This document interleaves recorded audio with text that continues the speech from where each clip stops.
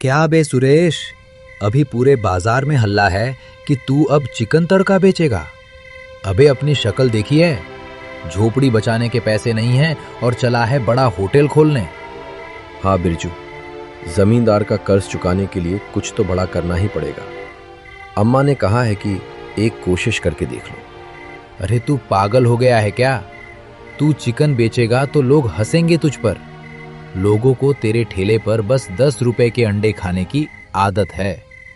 कोई तेरे ठेले का महंगा चिकन नहीं खाएगा, सब सड़क पर फेंक देंगे। मेरी मान, जितना है उतने में खुश रहे भाई, वरना ये ठेला भी जाएगा। बिरजू अपना ताना मारकर और हंसते हुए वहां से चला गया, लेकिन उसकी चुपती हुई बातों ने सुरेश के बचे खुचे हौसले को भी चकनाचूर कर दिया। ये है समनगर गांव, जहां की सुबह बहुत ही शांत और खूबसूरत होती है। खेतों में काम करते किसान और ठंडी हवाओं का झोंका। गांव के लोग बहुत मेहनती हैं, सूरज उगने से पहले ही अपने कामों में लग जाते हैं। इन्हीं के बीच रहता है हमारा सुरेश, बिल्कुल अकेला, ना कोई परिवार ना कोई आसरा। अपनी जिंदगी की गाड़ी वो खुद ही खींच रहा है। चलो सुरेश बाबू, सुबह हो गई, आज भी मेहनत करनी है, वरना रात को चूल्हा कैसे जलेगा। अकेली जान है, खुद ही कमाना है और खुद ही खाना है। गांव के नुक्कड़ पर एक पुराने पीपल के पेड़ के नीचे सुरेश रोज अपना उबले अंडे का ठेला लगाता है। सुबह सुबह अकेले ही भट्टी जलाता है, अंडे छीलकर रखता है और फिर खड़े होकर अपने पक्के ग्राहकों का इंतजार करता है। तभी खेतों में काम पर जाने वाले मजदूरों का वहां आना शुरू हो जाता है। अरे सुरेश भाई, भट्टी चालू हो गई क्या? जल्दी से 2 अंडे निकाल दे यार, खेतों में आज बहुत काम है, जाने में पहले ही देरी हो रही है। अरे राम सिंह काका, आपके लिए तो भट्टी हमेशा चालू है। सुरेश फुर्ती से अंडों पर अपना खास मसाला छिड़कता है और प्लेट काका की तरफ बढ़ा देता है। लो, एकदम गर्मा गर्म अंडे, खाकर जाओ, वरना दिन भर फावड़ा कैसे चलाओगे। तेरी यही बात तो अच्छी लगती है सुरेश, हमेशा हंसते हुए मिलता है, चाहे जिंदगी में कितनी भी तकलीफ हो। सुरेश के ठेले पर भीड़ सिर्फ अंडों की वजह से नहीं आती, असली जादू तो उसके हाथ से पिसे उस खास मसाले में है। जो भी उस चटपटे मसाले को चखता है, वो सुरेश के हाथों का दीवाना हो जाता है। भाई सुरेश, कसम से मजा आ गया। तेरे इस मसाले में ऐसा क्या मिलाता है यार? शहर के बड़े बड़े होटलों में भी ऐसा स्वाद नहीं मिलता। अरे भैया, इसमें कोई जादू वादू नहीं है, बस घर के सादे मसाले हैं जो मैं खुद कूट कर बनाता हूँ। ये तो आप लोगों का प्यार है जो इस गरीब के खाने में स्वाद बढ़ा देता है। लीजिए, आपका दूसरा अंडा तैयार है। तू कुछ भी बोल, पर तेरे ठेले के बिना हमारे दिन की शुरुआत नहीं होती। तेरे मसाले की खुशबू दूर से ही खींच लाती है। ग्राहक के चेहरे पर जो खुशी थी, सुरेश के लिए वही उसकी सबसे बड़ी कमाई थी। दिन में ठेले पर भले ही खूब भीड़ लगती है, लेकिन जैसे ही शाम ढलती है और बाजार खाली होता है, सुरेश की असली परेशानी शुरू हो जाती है। 100, 300, 500, बस 550 रुपए। हे भगवान, आज भी दिन भर भट्टी की गर्मी सहने के बाद बस इतना ही बना। अंडे और मसाले का सामान कितना महंगा हो गया है। दिन भर पसीना बहाने के बाद भी गल्ले में कुछ खास नहीं बचा था। बाजार में हर चीज के बढ़ते दामों ने सुरेश की कमर तोड़ दी थी। सुरेश की आंखों में एक डर था, कल का डर, बीमारी का डर और अपने अकेलेपन का डर। मैं अकेला इंसान हूँ, फिर भी इतने कम पैसों में अपना गुजारा कैसे करूंगा? मकान का किराया भी देना है। अगर कभी बीमार पड़ गया तो दवाइयों का पैसा कहाँ से लाऊंगा? ये कमाई तो बस पेट भरने लायक ही है। महंगाई के इस दौर में सुरेश का अकेलापन और गरीबी उसे अंदर ही अंदर खाए जा रही थी। रोज शाम को ठेले के पास उदास बैठे सुरेश को गांव के रामू काका अक्सर देखते थे। आज सुरेश का उतरा हुआ चेहरा देखकर काका से रहा नहीं गया। क्या बात है सुरेश, आज फिर पैसों का हिसाब लगाकर परेशान हो रहा है? तू तो जवान लड़का है, फिर भी तेरा चेहरा हर शाम ऐसे क्यों उतर जाता है? क्या परेशानी है, मुझे बता। क्या बताऊं काका, आप तो सब जानते ही हैं। रोज का बस 500-600 रुपया ही बचता है। महंगाई इतनी बढ़ गई है कि इतने में अकेले इंसान का भी गुजारा नहीं होता। कोई बचत नहीं है। समझ नहीं आता आगे जिंदगी कैसे कटेगी। तेरी चिंता एकदम जायज है मेरे बच्चे, पर सिर्फ ये उबले अंडे बेचकर तेरा गुजारा नहीं होगा। ये ठेला तो बस दिन काटने भर का है। तुझे अपनी कमाई बढ़ाने के लिए कुछ और सोचना पड़ेगा। ऐसे हार मानकर और उदास बैठने से काम नहीं चलेगा। कुछ बड़ा सोच। शाम गहराने लगी थी और बाजार में भीड़ कम हो गई थी। ठेले पर बचे हुए आखिरी कुछ अंडे भी बिक चुके थे। सुरेश उदास मन से अपना ठेला समेट ही रहा था, तभी गांव की एक बुजुर्ग महिला, जिन्हें सब अम्मा कहते थे, वहां आ गईं। अरे बेटा सुरेश, लगता है आज के सारे अंडे खत्म हो गए। मैं तो सोच रही थी कि आज तेरे हाथ का एक उबला अंडा खा लूं। हाँ अम्मा, आज के तो सारे बिक गए। आप कल आना, मैं आपके लिए एकदम बढ़िया अंडे निकाल कर रखूंगा। अंडे तो मैं कल खा लूंगी बेटा, पर ये बता, तेरा चेहरा क्यों इतना उतरा हुआ है? देखकर ही लग रहा है कि तू फिर किसी गहरी चिंता में है। तू बिल्कुल अकेला है बेटा, खुद ही सब कुछ संभालता है। मुझे बता, क्या बात है? क्या बताऊं अम्मा, अंडे तो बिक गए लेकिन कमाई कुछ नहीं है। महंगाई इतनी बढ़ गई है कि अब गुजारा नहीं होता। दिन भर खटता हूं, फिर भी हाथ में कुछ नहीं बचता। अकेला हूं, काल को कुछ हो गया तो मुझे कौन पूछेगा? बस यही सोच सोच कर डर लगता है। सुरेश की परेशानी सुनकर अम्मा को बहुत बुरा लगा। उन्होंने सुरेश को हमेशा अपने बेटे जैसा माना था। अम्मा ने कुछ पल सोचा और फिर एक बहुत ही काम की बात कही। देख बेटा, सिर्फ अंडे बेचने में अब वो मुनाफा नहीं रहा। तेरी उम्र अभी मेहनत करने की है, और सबसे बड़ी बात, तेरे हाथ में जादू है। लोग तेरे मसाले के दीवाने हैं। मेरी मान तो तू कुछ नया शुरू कर। अम्मा की इस बात से सुरेश थोड़ा झिझक गया। वो इतने सालों से बस अंडे ही बेच रहा था। सुरेश हैरानी से अम्मा की तरफ देखकर, नया काम? पर मैं गरीब आदमी और क्या बेच सकता हूँ अम्मा? तू रात के वक्त चिकन तड़का और रोटी क्यों नहीं बेचता? गांव के मजदूर और किसान जब शाम को लौटते हैं तो उन्हें भरपेट खाना चाहिए होता है। तेरा मसाला इतना बढ़िया है, अगर तूने चिकन तड़का बनाया तो देखना हाथों हाथ बिकेगा। तेरी कमाई भी दोगुनी हो जाएगी। नया काम शुरू करने का नाम सुनते ही उसके मन में डर और उलझन बैठ गई। चिकन तड़का? अम्मा, ये तो बहुत बड़ा काम है। मैंने जिंदगी में कभी इतने लोगों के लिए चिकन नहीं बनाया। अगर मसाले कम ज्यादा हो गए या खाना खराब हो गया तो मेरा तो नाम ही खराब हो जाएगा बाजार में। अरे डरता क्यों है? कोई भी काम पहली बार में ही एकदम सही नहीं होता। बात सिर्फ डर की नहीं है अम्मा, बात पैसों की भी है। चिकन और राशन लाने के लिए पैसे भी तो चाहिए। मैं अपनी सारी जमा पूंजी इसमें लगा दूं और अगर धंधा नहीं चला तो मैं तो पूरी तरह सड़क पर आ जाऊंगा। मेरा तो इस दुनिया में और कोई है भी नहीं जो मुझे सहारा दे। सुरेश और अम्मा बात कर ही रहे थे कि माहौल अचानक बदल गया। गांव का क्रूर जमींदार अपने एक आदमी के साथ ठेले के पास आ धमका। जमींदार को देखते ही सुरेश का दिल जोर से धड़कने लगा। ओए सुरेश, बाहर निकल ठेले के पीछे से। बहुत दिन हो गए तेरी ये टाल मटोल सुनते हुए। पिछले 4 महीने से तूने मेरे कर्ज का ब्याज तक नहीं चुकाया है। क्या सोच रखा है तूने? मेरा पैसा क्या पेड़ पर उगता है? जमींदार की कड़कती आवाज सुनकर सुरेश के पसीने छूट गए। वो डर के मारे कांपता हुआ ठेले के पीछे से बाहर आया और जमींदार के सामने हाथ जोड़कर खड़ा हो गया। मालिक, बस कुछ दिन की मोहलत और दे दीजिए। मेरी कमाई बहुत कम है, पेट काटना पड़ रहा है। मैं पाई पाई जोड़ रहा हूँ, जल्दी ही आपका सारा पैसा चुका दूंगा। मुझ अकेले गरीब पर रहम कीजिए। कोई मोहलत नहीं मिलेगी। सुन ले कान खोलकर, अगर अगले हफ्ते तक मेरे पैसे नहीं मिले तो मैं तेरा ये ठेला और वो छोटी सी झोपड़ी दोनों नीलाम कर दूंगा। फिर सड़क पर भीख मांगना। इतना कहकर जमींदार अपने आदमी के साथ पैर पटकता हुआ वहां से चला गया। पीछे रह गया तो सिर्फ सुरेश, जो अपनी नीलाम होती जिंदगी के डर से सुन्न पड़ चुका था। भारी कदमों और उदास मन से सुरेश अपना ठेला धकेलते हुए अपनी छोटी सी झोपड़ी तक पहुंचा। हे भगवान, अब क्या होगा मेरा? वो अभी बैठा ही था कि तभी दरवाजे पर खटखट की आवाज हुई।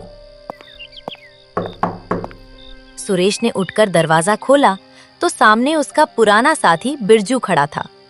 बिरजू ने बाजार में जमींदार और अम्मा वाली सारी बातें सुन ली थीं। क्या बे सुरेश, अभी पूरे बाजार में हल्ला है कि तू अब चिकन तड़का बेचेगा। अबे अपनी शक्ल देखी है, झोपड़ी बचाने के पैसे नहीं हैं और चला है बड़ा होटल खोलने। हाँ बिरजू, जमींदार का कर्ज चुकाने के लिए कुछ तो बड़ा करना ही पड़ेगा।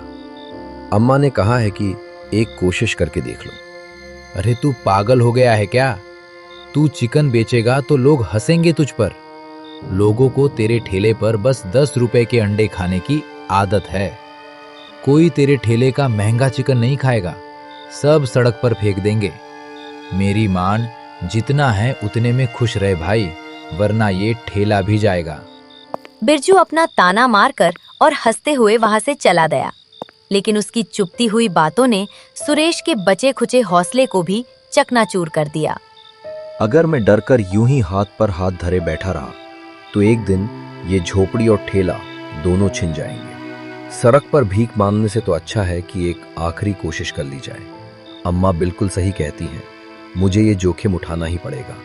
अब कुछ बड़ा करना ही पड़ेगा, चाहे जो हो जाए। मैं हार नहीं मानूंगा। दिए की उस छोटी सी लौ ने जैसे सुरेश के अंदर की बुझती हुई आग को फिर से जगा दिया। अगले दिन सुरेश अपनी बची खुची सारी जमा पूंजी लेकर बाजार की ओर निकल पड़ा। वो चिकन वाले के पास गया और सबसे ताजा और बढ़िया चिकन खरीद लिया। इसके बाद सुरेश ने मसालों की दुकान से कुछ खास मसाले भी खरीदे ताकि उसकी डिश में अलग ही स्वाद आ सके। शाम तक घर लौटकर सुरेश ने अपना काम शुरू कर दिया। अरे बाप रे, इस बड़े पतीले को अकेले संभालना तो बहुत मुश्किल काम है।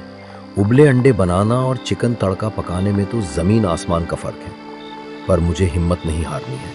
आज रात सोऊंगा नहीं, चाहे पूरी रात जगना पड़े। ये तड़का तो मैं बना कर ही रहूंगा। भट्टी की तेज आंच और उठते धुएं के बीच सुरेश पूरी रात काम में जुटा रहा। थकान और नींद के बावजूद उसकी आंखों में सिर्फ एक ही सपना था, कुछ बड़ा करने का। अगली सुबह सुरेश भारी मन से अपना ठेला लेकर चौराहे पर पहुंचा। आज अंडों की जगह पतीले में चिकन तड़का रखा था। तभी खेतों की ओर जा रहे कुछ लोग रोज की तरह उसके ठेले पर अंडा खाने के लिए आ पहुंचे। अरे सुरेश, ये क्या बना लाया आज? सुबह सुबह कौन चिकन खाता है भाई? हमें तो अपने वही 10 रुपए वाले उबले अंडे दे। भैया आज अंडे नहीं है, एक बार ये चिकन चक्कर तो देखिए, बहुत मेहनत से बनाया है। नहीं नहीं, रहने दे। एक तो सुबह का वक्त, ऊपर से इसमें से जले हुए की महक आ रही है। तूने तो अपना अच्छा भला काम भी बिगाड़ लिया भाई। ग्राहक इतना कहकर सिर हिलाता हुआ वहां से चला गया। बाकी लोग भी बिना कुछ लिए आगे बढ़ गए। सुरेश चुपचाप अपने ठेले के पास खड़ा रह गया। दोपहर ढल गई, लेकिन पतीले से एक प्लेट भी नहीं बिकी। लोग आते, लेकिन अंडे की जगह चिकन करी का नाम सुनते ही बिना रुके आगे बढ़ जाते। सुरेश की सारी मेहनत और बची खुची पूंजी सब मिट्टी में मिल चुकी थी। वो हताश होकर ठेले के पास जमीन पर घुटनों के बल बैठ गया। मैं सच में बहुत बड़ा बेवकूफ हूँ। बिरजू बिल्कुल सही कह रहा था। मेरी औकात सिर्फ 10 रुपए के अंडे बेचने की थी। मैंने बड़ा सपना देखकर अपना सब कुछ बर्बाद कर लिया। पूरा खाना खराब हो गया। अब तो जमींदार मुझे जिंदा नहीं छोड़ेगा। दोपहर की कड़क धूप में सुरेश अपने ठेले के पास हताश बैठा था। वो अकेला इंसान अपनी किस्मत पर रो रहा था। तभी अम्मा वहां से गुजरी और सुरेश को इस तरह टूटा हुआ देखकर रुक गईं। क्या हुआ बेटा, ऐसे क्यों रो रहा है? एक छोटी सी रुकावट से हिम्मत हार गया? तू तो बहुत मेहनती है सुरेश। मैं बर्बाद हो गया अम्मा, सब कुछ खत्म हो गया। रात को नींद की झपकी लग गई, खाना थोड़ा जल गया और घबराहट में नमक भी ज्यादा हो गया। कोई सुबह सुबह मेरा ये खराब खाना नहीं खा रहा। मेरी जिंदगी की सारी पूंजी डूब गई। अरे पगले, जो काम पहली बार करो उसमें गलती तो होती ही है। गलती से ही इंसान सीखता है। तू हार मत मान बेटा, भरोसा रख, कोई न कोई रास्ता जरूर निकलेगा। अम्मा की बातों ने सुरेश के अंदर जैसे एक नई जान फूंक दी। अम्मा के जाने के बाद उसने अपने आंसू पोंछे और ठंडे दिमाग से सोचना शुरू किया। थोड़ी ही देर में उसे समझ आ गया था कि उससे कहाँ गलती हुई है। अम्मा सही कह रही हैं, मेरी मेहनत ऐसे बेकार नहीं जा सकती। सुबह के वक्त लोग काम पर भाग रहे होते हैं, उन्हें सिर्फ हल्का नाश्ता चाहिए होता है। चिकन तड़का खाने का सही वक्त तो दोपहर या शाम का है, जब मजदूर काम से लौटते हैं और उन्हें भरपेट खाना चाहिए होता है। सुरेश को अपनी मंजिल का रास्ता मिल गया था। अब बस उस जले हुए खाने को ठीक करना बाकी था। मैं इस थोड़े जले हुए स्वाद और ज्यादा नमक को अपने इस जादुई मसाले से बिल्कुल ठीक करूंगा। आज शाम को मैं ये ठेला फिर से लगाऊंगा। शाम ढलते ही जब मजदूर काम से लौटने लगे, सुरेश ने अपना ठेला फिर से लगा लिया। इस बार उसने अपने खास मसालों से चिकन का स्वाद और खुशबू दोनों बिल्कुल सुधार दिए थे। अब महक तो लाजवाब आ रही थी, लेकिन सुबह की बात अभी भी लोगों के मन में बैठी हुई थी। है सुरेश, खुशबू तो बढ़िया आ रही है, पर सुबह तो तेरा खाना एकदम जला हुआ था। देख भाई, मैं दिन भर का थका हूँ, एक प्लेट खाकर देखता हूँ, लेकिन कान खोलकर सुन ले, अगर स्वाद नहीं आया तो एक भी पैसा नहीं दूंगा। बोल, मंजूर है? मंजूर है काका, एक बार चक्कर देखिए, अगर पसंद ना आए तो पैसे मत दीजिए, ये मेरा वादा है। ग्राहक में प्लेट हाथ में ली और पहला निवाला मुंह में रखा। उसे खाते देख सुरेश की धड़कन जैसे एक पल के लिए रुक सी गई। अरे वाह सुरेश, तूने तो सच में कमाल कर दिया। क्या मसाला डाला है भाई, कसम से मजा आ गया। चल फटाफट एक प्लेट और लगा दे। बस फिर क्या था, ये सुनते ही बाकी मजदूर भी ठेले पर टूट पड़े। देखते ही देखते भीड़ लग गई और हर कोई बस चिकन तड़का ही मांग रहा था। अगली सुबह जैसे ही सूरज की पहली किरण गांव पर पड़ी, सुरेश का ठेला आज पहले से ही ग्राहकों से भरा हुआ था। लोग खड़े खड़े उसके उबले अंडे मजे से खा रहे थे। वाह सुरेश भाई, अब तो मजा आ गया। सुबह तेरा अंडा और शाम को तेरा स्पेशल चिकन तड़का, हमारी तो जिंदगी एकदम सेट हो गई। दिन बीतते गए और फिर जैसे ही शाम होती, ठेले पर फिर वही भीड़ लग जाती। गर्मा गर्म चिकन तड़का की खुशबू दूर तक फैल जाती। भीड़ के बीच अचानक गांव का जमींदार आ खड़ा हुआ। उसे वहां देखते ही सारे मजदूर सहम गए। सबको लगा आज सुरेश की खैर नहीं। सुना है पूरे गांव में आजकल सिर्फ तेरे चिकन तड़के के चर्चे हो रहे हैं सुरेश। ला, एक प्लेट लगा, मैं भी तो देखूं, ऐसा क्या जादू है तेरे मसालों में। जी मालिक, अभी लगाता हूँ। सुरेश ने बिना घबराए एक प्लेट जमींदार को दी। जमींदार ने पहला निवाला मुंह में रखा और उसकी आंखें हैरानी से चमक उठी। वाह सुरेश, ऐसा लाजवाब स्वाद तो मैंने शहर के बड़े बड़े होटलों में भी नहीं चखा। तूने तो सच में कमाल कर दिया।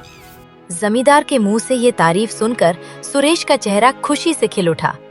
उस दिन के बाद सुरेश ने कभी पीछे मुड़कर नहीं देखा। उसकी हर सुबह उबले अंडों की कमाई से शुरू होती और शाम चिकन तड़के की शानदार महक के साथ ढलती। अपनी मेहनत और सही समझ से उसने ना सिर्फ अपनी किस्मत बदली थी, बल्कि पूरे गांव का दिल भी जीत लिया था। और इस तरह सुरेश खुशी खुशी अपना ठेला और अपनी नई जिंदगी चलाने लगा। दोस्तों, अगर आपको सुरेश की ये प्रेरणा देने वाली कहानी अच्छी लगी हो तो वीडियो को लाइक और शेयर जरूर करें। ऐसी ही और भी मजेदार कहानियों के लिए अभी सब्सक्राइब करें PKL टून्स को। वीडियो देखने के लिए आपका बहुत बहुत धन्यवाद।